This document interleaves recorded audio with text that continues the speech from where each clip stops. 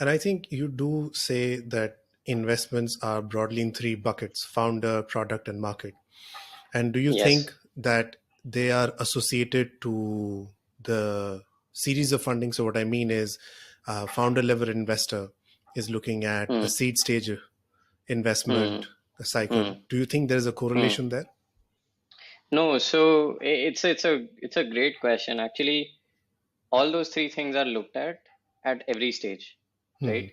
It's just that the stage you are in defines the risk that you're taking. For example, if you're very early on, you're taking risk on everything. Hmm. Like market is unproven, product is unproven, team is unproven. When you go to an A, you can say with some conviction that potentially the product is not that much of a problem. It is working, right? There is some traction. So the product risk reduces.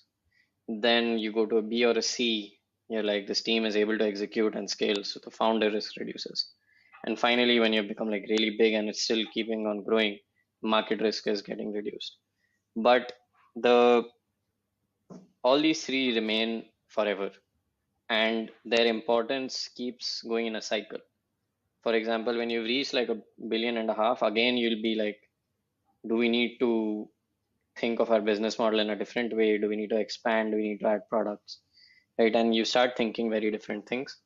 But it's always a mix of these three. And you're always working with these risks. Hmm. And at each stage, these risks get reduced. And then, as you become bigger and bigger, they become very different kinds of risks.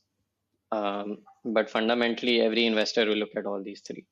I just feel like the hardest stage on picking a good team in a good market with a good product is the earliest because there's no data and there's all the risk, which is why the most upside is there for seed investors.